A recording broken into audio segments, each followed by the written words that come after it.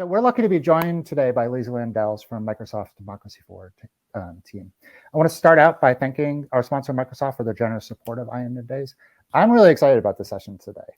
News audiences are increasingly finding their news on platforms like Microsoft Start, and we at INN have been working for a while now to make sure our members are both reaching that audience and that ad revenue, which is something I'm happy to help you all with too, by the way. And email me, I'll put my email in the chat about it.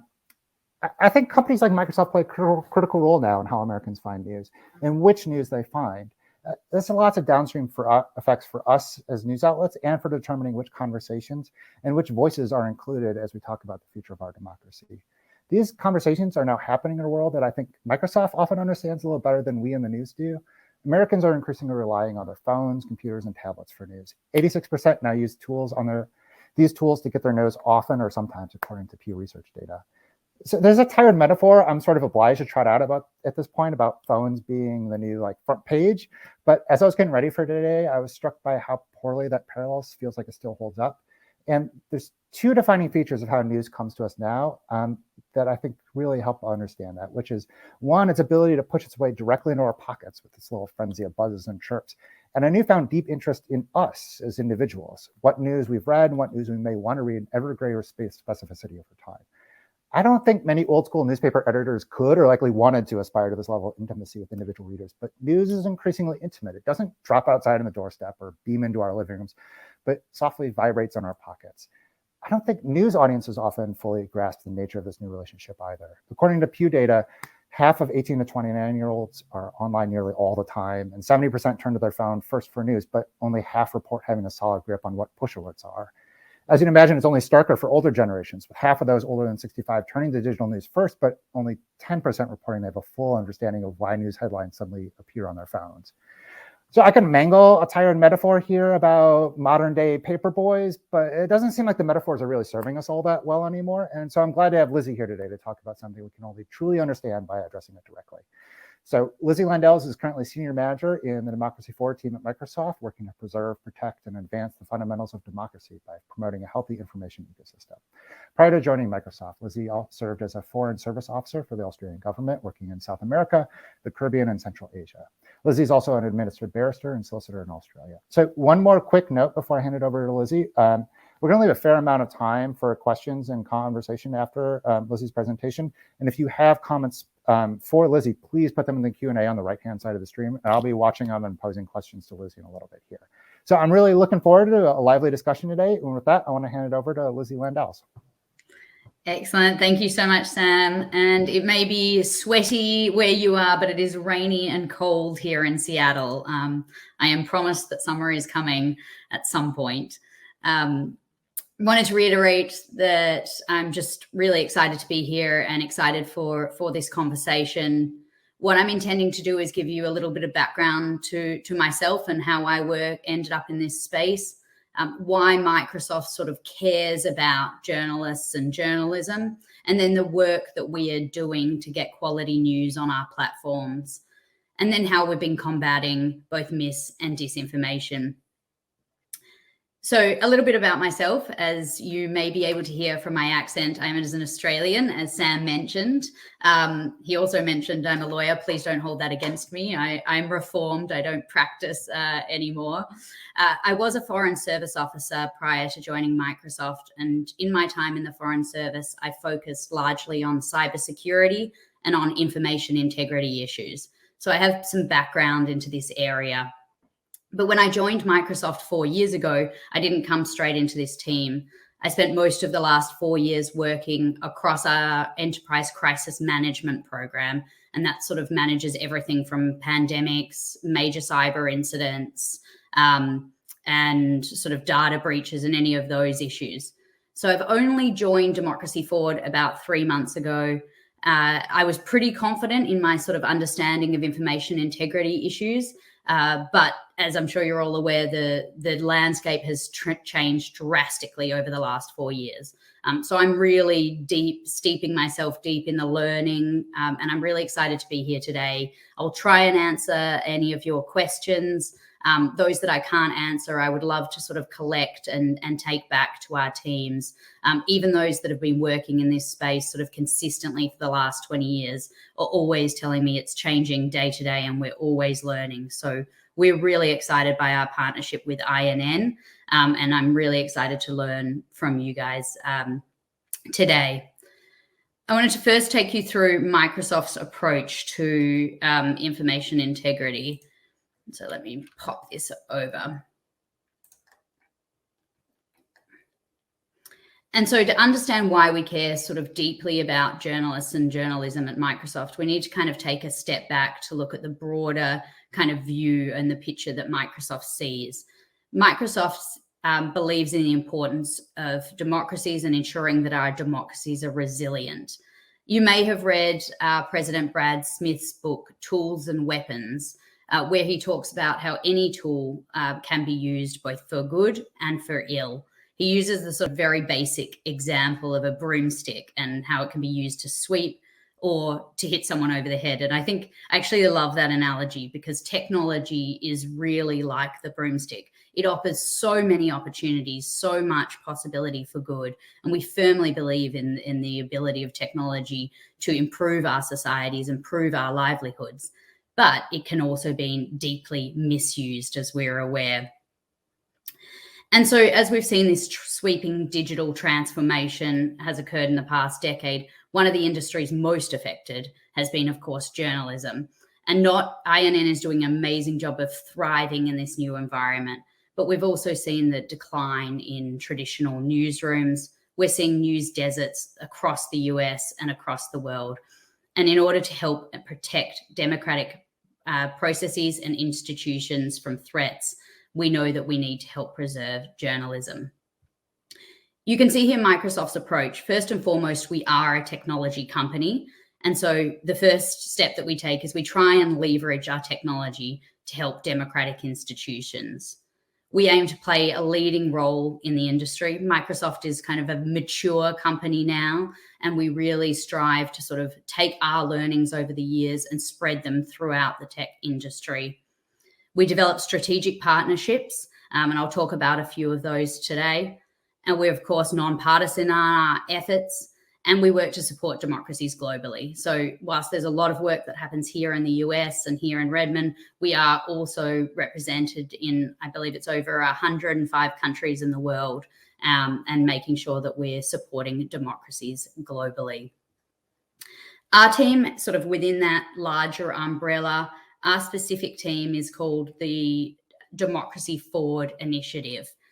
And our mission is to work to preserve, protect, and advance the fundamentals of democracy by promoting a healthy information ecosystem, safeguarding open and secure elections and democratic processes, and advocating for corporate civic responsibility.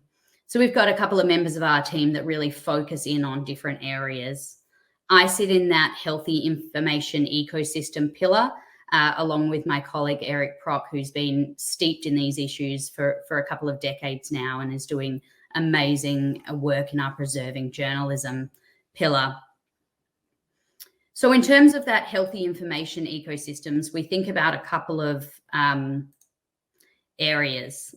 Let me move the slide forward.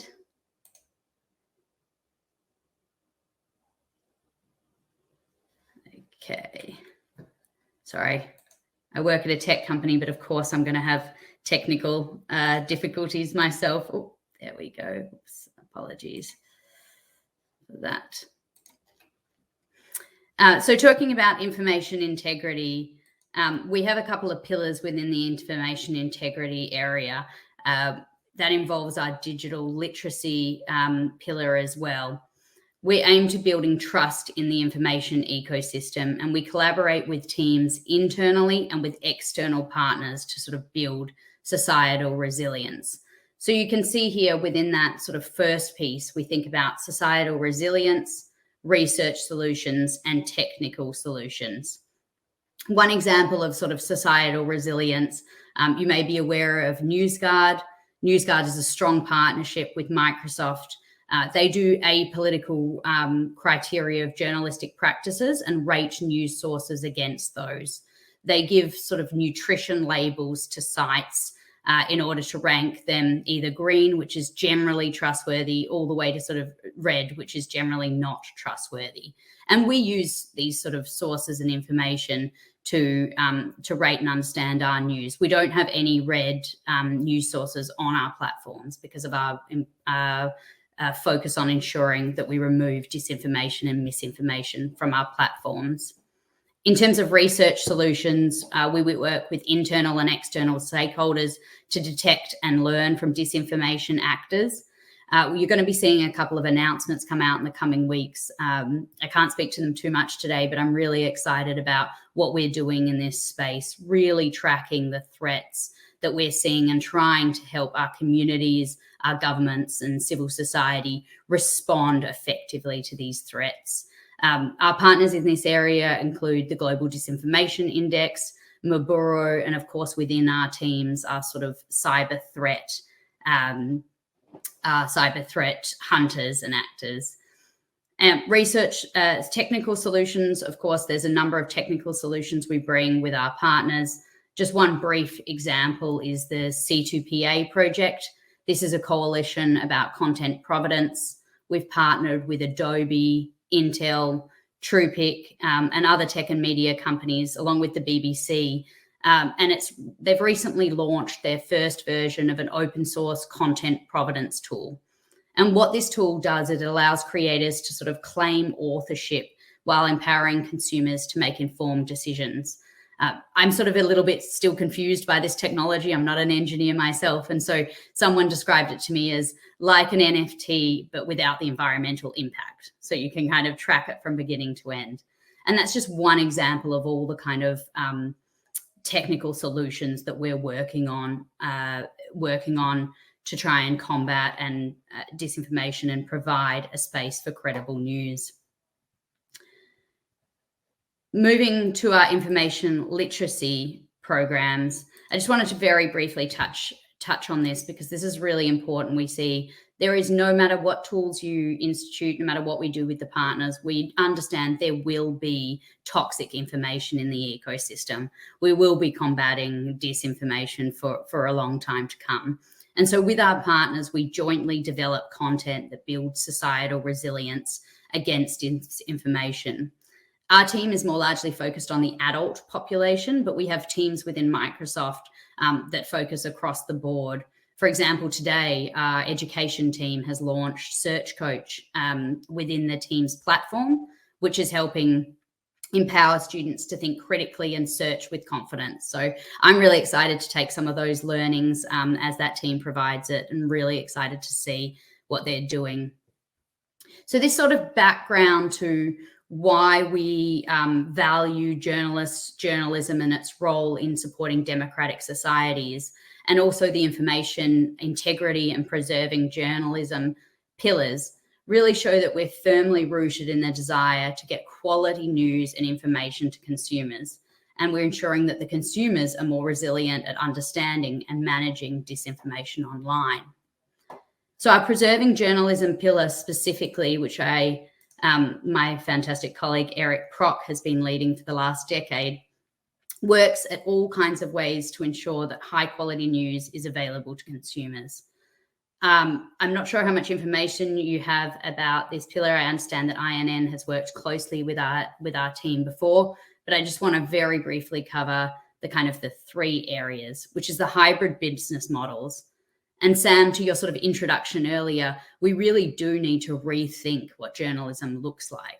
There are some aspects of traditional journalism that are absolutely critical to stay, like journalistic practices. We really embed a lot of what we do within the journalistic practices. But we do need to think about hybrid business models and how to support different models, INN being a kind of fantastic version of a new model in this system. We also need to restore trust to ensure that consumers have confidence in local journalism. And that's where some of that work with NewsGuard and other teams really plays a critical role. And also I want to call out the increased security My colleague Eric and I are looking a lot at the risks that journalists and newsrooms face. And we are seeing risks from nation state actors. We're seeing online harassment. We're seeing cyber threats against journalists. And so we're working to see how can we ensure that journalists have better protection. We have a program called Account Guard that actually allows journalists to sign up both with their sort of organization's addresses if they're on O365 and their personal sort of email addresses, Hotmail or Outlook, which allows them to get notifications if there's any nation state activity that they're being affected by. We're also doing a lot of training with journalists on improving security and online security. We're working with the Clooney Foundation for Trial Watch and really doing, and in the legal world, we've got some programs looking at pro bono legal support. So for us, it's also incredibly important. We can't get quality news to our consumers if we don't have journalists producing quality news. And we've seen them leaving the industry, and we're so excited by sort of models like INN when they're able to now thrive, and hopefully we'll be able to see quality journalism continuing. Moving sort of from that kind of meta bird's eye view down to the Microsoft Start platform itself, just wanted to sort of set the stage for the Microsoft Start platform and where it is today. We've been in the news business for a long time at Microsoft. I was sort of surprised to see some of these figures myself, where we've had over 25-year-long relationships with some news platforms. Our news platform, which, as I mentioned, is now called Start, reaches 86 million daily users and 519 users monthly. I mean, it's just wild to me when you think about the impact, how many people in the population and globally are seeing this news platform. And this number, this 5.7 billion or 5,700,000,000 stories are on our platform per month. So really, this is an important player. We're an important player in the news business, and it's really important for us that we're providing high quality news. Microsoft Start works with over 1,200 publishers, and that is growing. This includes 4,500 unique brands. And what we're really focused on, the team is really focused on now, is making it easier for smaller and non-traditional newsrooms to get onto our platform. And that's making it technically easier and legally easier. I mentioned earlier, and I know Sam is working closely with our Start team. I believe they've hosted workshops with INN, and we're trying to really onboard as many partners as possible. We receive 175,000 unique pieces of partner content every day, which, again, just the numbers blow my mind when I think about it and how this quality news is now able to get to our consumers. Microsoft values the content developed by its partners, and you would have seen from our announcements, we are committed to equitable compensation. And you can see those numbers here from 2014 to September 2020, $1 billion in revenue was paid to our partners. And since September 2020 until about last month, we had another 300 million paid. So you're probably aware over the past few years, Microsoft has been changing its news sort of platform. Start's been changing its model to allow more user customization. And we believe this is a really good thing. This is ensuring that users have more control over the content they see. In the past, users in a country saw sort of exactly the same content, which meant that you didn't have so much local and targeted content. We now have a lot more local and targeted content, and users can see news that is related to their interests. Users are now going to be able to get their feed so that they can prioritize what they want to see. But I think it's really important to know that Microsoft's sort of broad view is also that people should be exposed to a broad range of content. And so whilst we see customization as really important, we will always be providing some content to our users that falls outside of this customization, because we know sometimes there's articles and issues of importance of the day that people may not have noted as being within their customization, but is it, important, and they may then choose to see more news. So there's always that getting through, which I think is a really important balance that we see. Both Microsoft Start and Bing see and value local news and information. And as I mentioned, we're onboarding more local news partners so that the teams can surface their content. They've heard feedback from our team, as well as partners such as INN and others, and they have responded to make the platform more accessible to local and regional publishers. I think some of the features that I found really exciting since joining the team and sort of seeing where we were a couple of years ago to where we are now is definitely the revenue sharing model. But also I love that the system allows users to actually tip publishers. And so those donations go directly to the publishers. The email capture, which is allowing users to sign up for newsletters right on the platform, and that being shared back with the newsroom, is just really important data sharing and allowing the newsrooms to better understand their audience. And equally, the subscription tool allowing users to give information, or allowing us to give that information directly to the publishers, is, I think, really important, and allows you to sort of track your audiences and promote your brands. So I think hopefully all of that gives you a kind of a broad view of where we've kind of come from, how we're thinking about information integrity broadly, and what we're doing on the sort of Start platform to really expand our content to include non-traditional models, non-profits and smaller newsrooms, and digital natives and bloggers. So we're really excited with what Start is doing. There's more to do, certainly, but we're really excited with the direction they're heading, and we're really welcoming feedback. I'm now going to move just very briefly before Q&A to the war in Ukraine and what we've been doing there. I sort of only wanted to mention it really briefly because I think it's an example of the kind of work Microsoft does and how swiftly we can move to get disinformation off our platform. It's also relevant to some of the announcements you'll be seeing in coming weeks on some of the work we're doing against disinformation and helping folks understand the threat landscape better. So just very briefly here, you can see some of the work that we have done in Ukraine, banning all ads from and on RT and Sputnik, removing RT and Sputnik from Bing and from Start, and removing them from our app store, and really tracking and collaborating with partners, governments, and organizations to really provide them information about the threat landscape, what disinformation is coming from these sources and others, how we're tracking it from start to finish, and how we can sort of cut off disinformation early in order to prevent it flowing through the information ecosystem.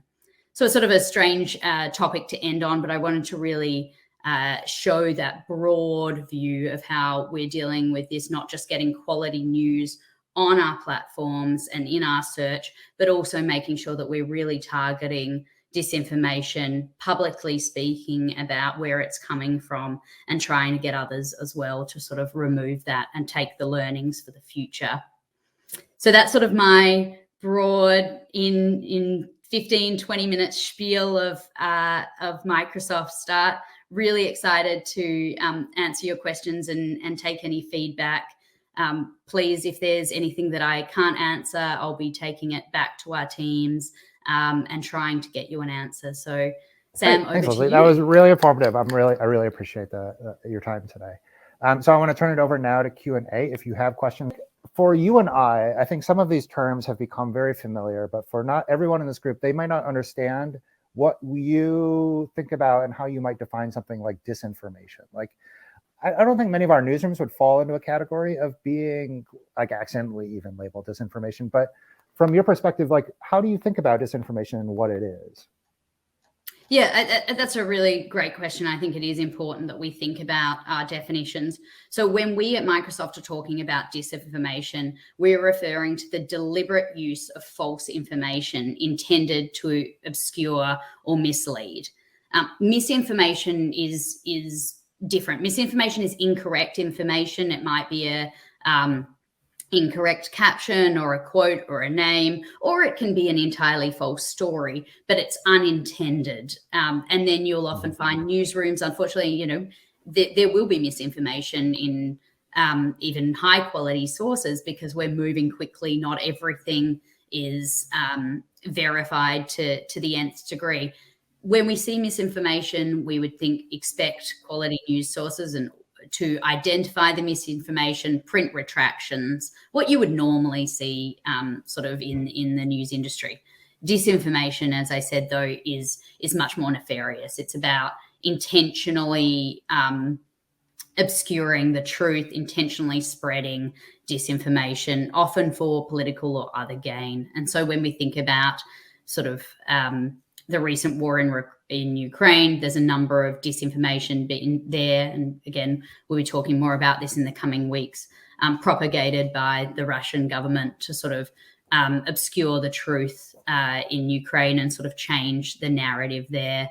We saw it, unfortunately, with a lot of the COVID narratives as well against vaccines, where there were certainly non-bad actors. There were individuals unintentionally spreading this information. However, many of the sources of it came from disinformation sources that were intended to create chaos or confusion in democratic systems. Yeah, that's really helpful to hear. So I think another part of this is we've been talking a little bit about information ecosystems, which is somewhat of an insidery term, I think, that we throw around a lot. And disinformation is one of the things we're trying to move outside of that system. But the things we want to keep inside that system are INN members, other news sources. But is it limited to just news sources? Because it seems like when I look at Microsoft Start now, it's more than just news. So what else, to your mind, is in now this information ecosystem that Microsoft wants to support? Yeah, that's a great question. And that's why we specifically talk about information integrity or information literacy rather than media literacy, because as you sort of mentioned in your introduction, there's this change in the model in how people sort of see and view news. And there's a lot of overlap now between news and entertainment, and people want entertainment sometimes from their news. And I think Microsoft is embracing that. And that's part of understanding why we're moving from just having sort of the traditional larger media organizations to bloggers, to sort of very small newsrooms, digital natives and others. But that said, we do really believe in journalistic principles. And so some of the work that we're doing around the information literacy is allowing people to sort of understand and interpret where the information is coming from.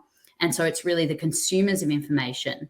But we're also starting to really think about how do we improve those information providers, bloggers that may not be traditionally considered journalists, but are providing the kind of information that people are consuming as news. How should we be thinking about their responsibilities? How should we be helping those people think about if their new information is being provided as or interpreted as news, should they also be abiding by journalistic principles? And how can we educate that population as well? So we're just sort of starting our work in that area. We've been really focused on consumers and how they, their information literacy and improving that. But we're certainly thinking about information providers as well, particularly as we onboard more to our platforms. Yeah, I mean, that was one thing that struck me, is that those ideas of solid journalistic practices and ethics are some of the things that are carrying forward with us, even if like this metaphor of the front page doesn't quite work. I mean, there are other ways that we should sort of be thinking about what are the legacies of media and journalism as a culture and practice that are going to be strongest and carry forward with us most diligently as we come into a world where we're working with partners like Microsoft more intentionally.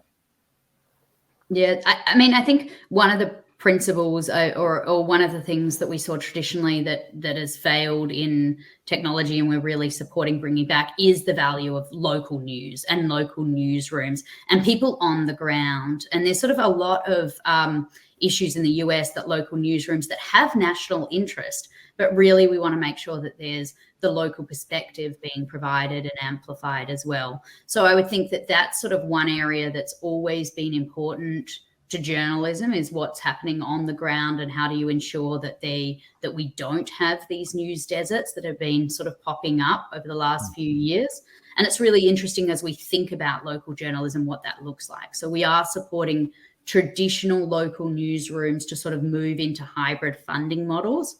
But again, we're also thinking about local newsrooms as sort of local content providers or small journalistic newsrooms, folks that are part of the INN system that may be one or two people somewhere producing only digital content. And so I think that that's important, where we think about the value of traditional journalism and the local journalist, and also think about how do we then have that and ensure that exists in the digital world.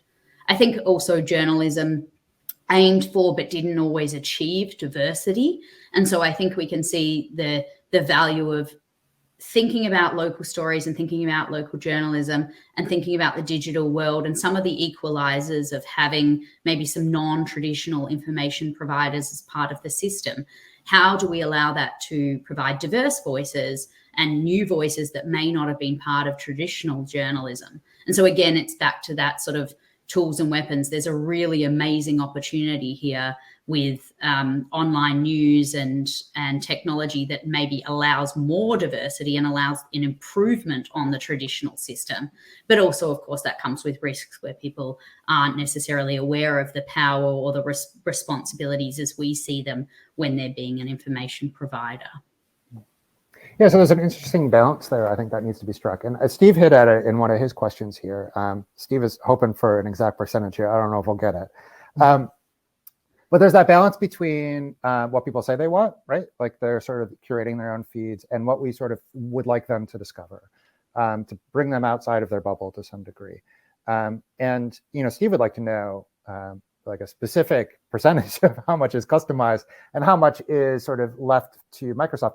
But I mean, help us understand that a little bit better. Is what they see that they might not be expecting curated? Is it algorithmically driven? Like, how do you all think about that aspect of the things that they don't tell you specifically that they want?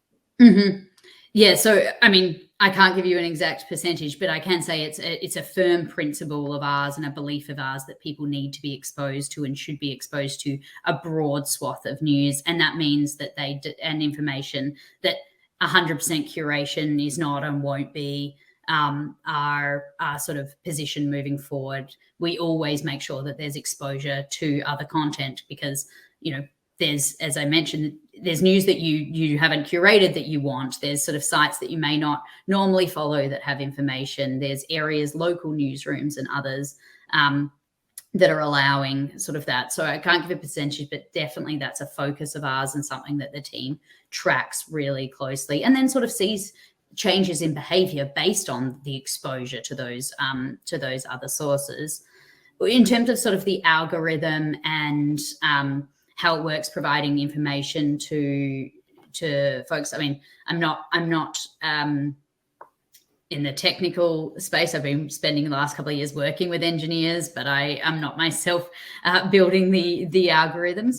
But I would say there's really great value for us in what the algorithm has allowed us to do in order to scale, in order to sort of get these new newsrooms on our platform, get others sort of engaged, pass through that 175,000 and growing pieces of content sort of that we're receiving every day. So I'm really excited about it because it actually allows us to scale, and it's really, in my view, a positive for local and small newsrooms and for non-traditional media providers.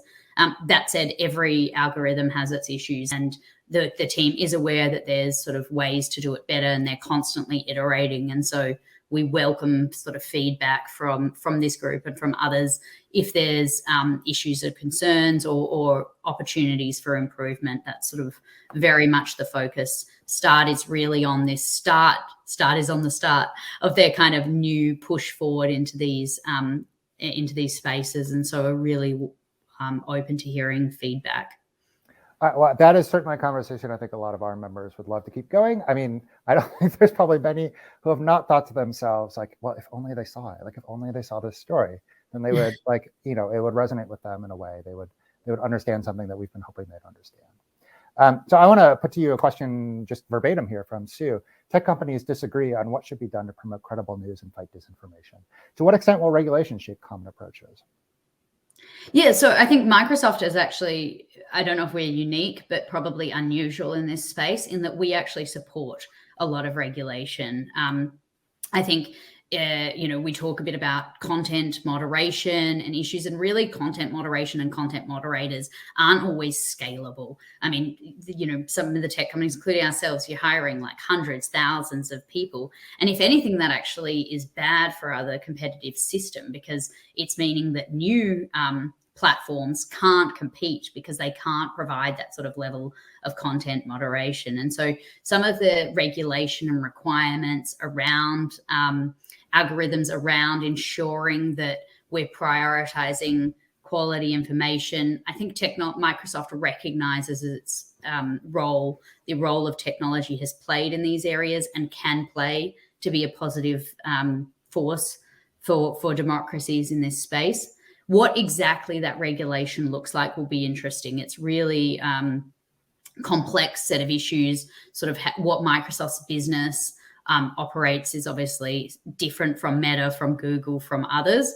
And so there's some danger with regulation that it kind of, we're seeing some globally that is requiring one thing in terms of privacy or algorithms, and actually the exact opposite in a sort of different piece of legislation. We're tracking closely and working with the EU and Australia and others that are working towards regulation. But certainly that's something Microsoft and Brad Smith is on the record to talking about. We are supportive of regulation. We are helping develop that regulation. We actually think that, in 10 years' time, people will look back and sort of think, oh my gosh, how was this not regulated? The telephone system, telecommunications, air system, rail system was all regulated, and sort of some of the work we're doing in this space isn't. And I think we as Microsoft, and I personally believe there's value in it. It's going to be making sure that we can really get it right and make it useful for consumers and for news providers, to ensure that we're still valuing and upholding freedom of expression, but also getting quality news, quality content to consumers, and letting them kind of pass through any sort of disinformation and misinformation effectively. Wonderful. So I have a lot of other questions that are all about how to keep this conversation going. So maybe we can end there, which is, for INN members, your first stop for keeping this conversation going is INN, right? You can reach out to me if you want to talk about how to get involved in Microsoft Start. If you want to keep involved in the conversations about sort of algorithmic, really driven news, other distribution strategies around that, I am happy to talk to you all day about these sort of things.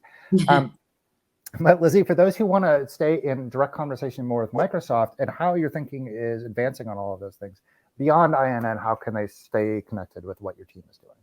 Yeah, certainly. So our team broadly does have a landing page, Democracy Forward, and I'll share that with you and out with the team. We also produce a number of blogs. We're talking a lot about what we're doing in the information integrity space. You'll see one today about a really exciting acquisition that we've made of a company that's helping us track foreign threats in this area. In the coming weeks, you'll see more announcements about our commitments and how we see Microsoft's role in this space. Personally, you're welcome to reach out to me. My email address is just firstname.lastname@microsoft.com. So lizzie.landels@microsoft.com. I'm also on LinkedIn. If you want to add me there, I'm really open to taking questions and feedback. Really excited, as I mentioned, to be going deep into this space and learning a lot more from you and from the audience. I'll try and help get answers from our relevant teams where I can or where possible. Sometimes I'm not able to, but just knowing what's top of mind for folks in the field is really important for us to sort of bring that back to the engineering and other teams to say, this is what they're really seeing and thinking about on the ground, and how can we make this process easier? How can we really help our journalists here? do their job better and get access to their excellent content. So please feel free to reach out, and we're just so excited by our partnership with INN, and the START team is fantastic. So Sam, you've got a great job ahead of you, getting as many as you can onto START. Well, Lizzie, I really appreciate it. So I think we're going to start wrapping it up there. Lizzie, I want to thank you again for coming to INN Days and Microsoft's support of everything that we're doing here. I want to encourage everyone, if you are interested in some of the stuff that Lizzie has talked about, reach out to her, reach out to me directly. I am more than happy to get you started on Microsoft Start. We've been working closely with Microsoft for a while now to make sure that your news is showing up there, that people are seeing it, that your newsletter sign-up link works right, and people see it and are able to get on your newsletter lists too. This is all a wonderful opportunity for you all, and I'm happy to talk about it with you more generally. And that said, I am looking forward to talking to you all more in general about your audience needs, your audience questions, your distribution needs and questions. This is something that INN is committing to do more for you. So let us know what you want us doing. I am happy to have personal conversations with you about your specific situation and how it may connect to what other INN members are doing as well.